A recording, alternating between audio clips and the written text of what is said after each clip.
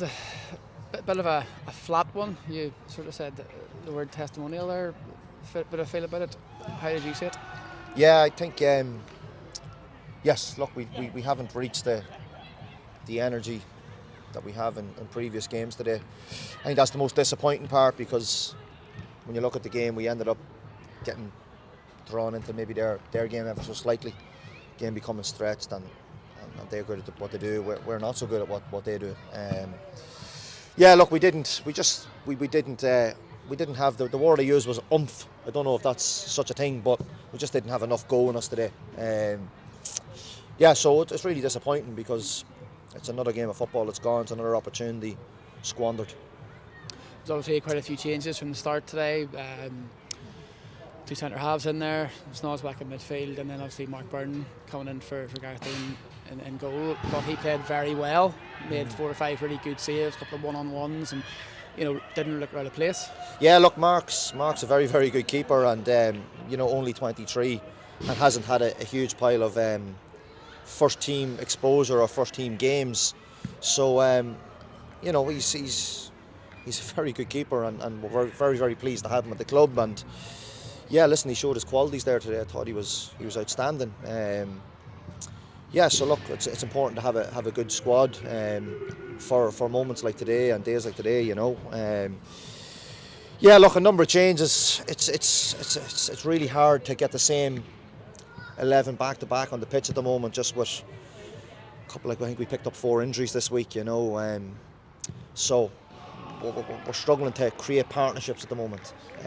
But that's football. We can't use that as an excuse. We feel we've a very, very decent squad to go and be able to, to adjust to the changes that are required, and we feel we're bringing in quality. So we need lads to really step up to the plate and drive on their opportunity to maintain a regular place in the team. And I think performances like today allow you to change it again, because I don't think bar Mark and Danny, who's had a tough few weeks not involved, thought he was brilliant today defensively.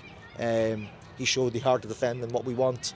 And obviously Duna was probably our only real bright spark, but other than that, I'm clutching to highlight anything else. Yeah, you mentioned injuries there. Obviously we've picked up quite a few this week, a couple of serious ones. Obviously Gareth knee probably isn't too bad in the grand scheme of things, but at the same time we've unfortunately lost Isaac as well. Similar injury to the one Hawks has had. Yes, Isaac's unfortunately done his ACL in training on Tuesday night, which is, they're looking at probably 10 to 12 months. So it's unfortunate for the kid. We're absolutely gutted. Gutted when we're happening, but we're still gutted because he's a young lad who gives everything and wants to drive his career on. You can see that by the way he conducts himself on the pitch, and it's a big blow for us because Isaac was a regular player.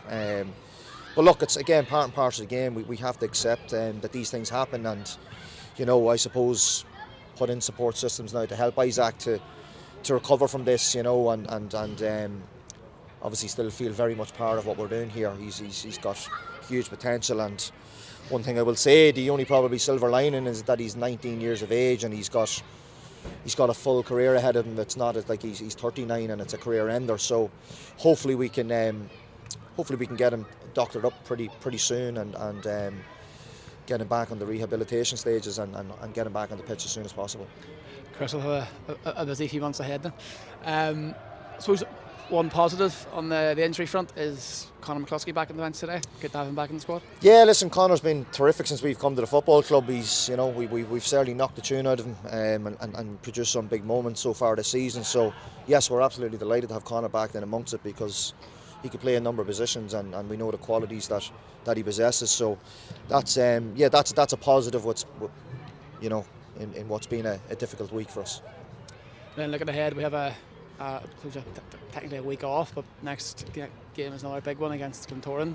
They had a bit of a humbling last night against Lauren. They'll be I'm sure really eager to bounce back from that, and they're always a tough challenge.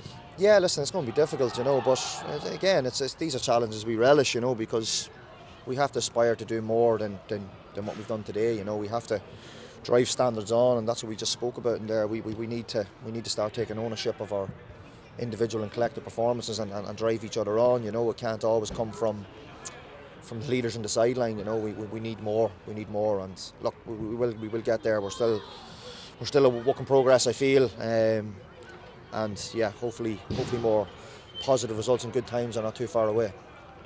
And finally, you were a bit of a celebrity this week. Had BBC in with the chest, heart and stroke campaign that's been happening. Something that's obviously quite close to your own personal story. Yeah, no, listen, absolutely.